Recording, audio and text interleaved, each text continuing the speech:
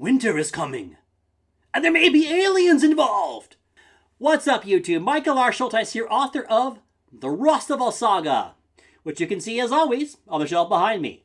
Today I'm coming at you with my review of Winter World by A.G. Riddle, book 1 of the Long Winter Trilogy. And no, it's not connected to Game of Thrones, but it is super cool. So let's just dive right in. So the story here is, the sun's radiation is getting leached away. It's getting blocked somehow.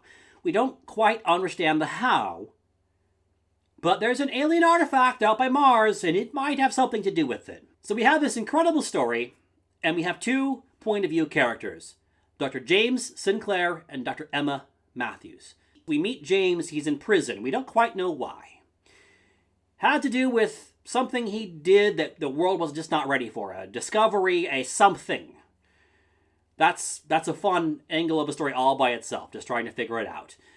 And James is contacted by the government, says, hey, since the world is plunging into winter, we need your help because we need to figure out what's going on here. So you know what? You help us out. You get involved in this space mission to go out toward Mars and the asteroids and try and look for this artifact, try to figure out what's going on here, maybe make some first contact, see what's the deal with the sun's radiation being blocked, and all of your prison troubles can go away.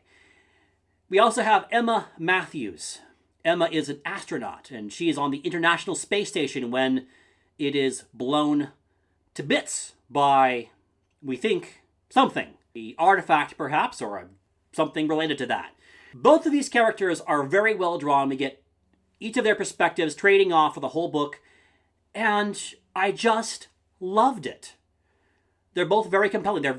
There's a sense of courage, of self-sacrifice, of nobility of spirit, of care for each other, for the world, and it's just remarkable. These two characters, this just absolutely sold the book for me. It was just fantastic.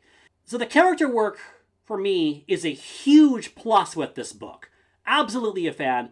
Loved it. What about the plot? The plot is really cool. There's a lot of twists and turns. We have this mission. We're trying to figure out what to do.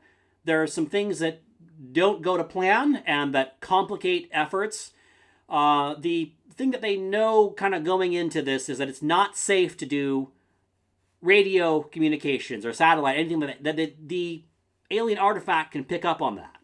So they have to figure out how to communicate without that, with having these different space pods or modules that they're going to assemble into these craft. And how do we try to make contact?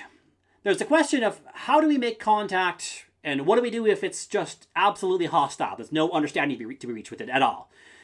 So the questions in this story are fascinating, and they drive the story forward. And there are some twists that you probably won't see coming. And I just loved it. The fallout, too, from the world being plunged into winter is certainly very interesting.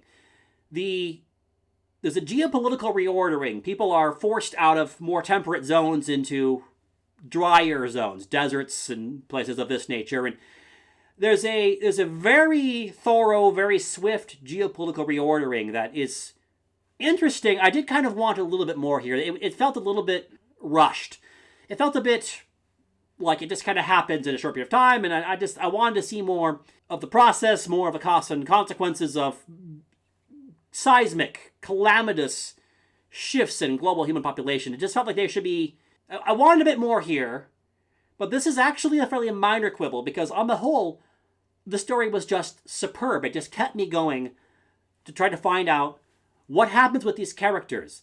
I would say that one of the most wrenching things with this story is looking at the effects of prolonged space travel, space living on the human body and people that you care about.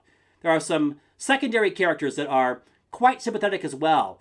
It's mostly about James and Emma, but you start to really feel for these people. And you worry that what space is doing to them, to Emma especially. She's been up there for the longest period of time of any of them.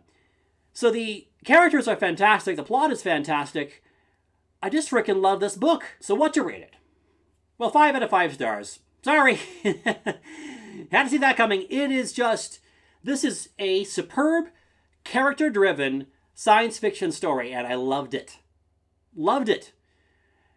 So let's do the usual thing.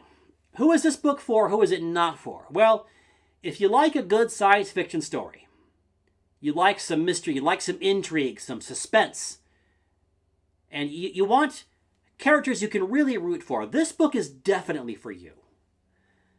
Has a bit of almost a bit of an old school, like a modern version of an old school science fiction story, if that even makes sense.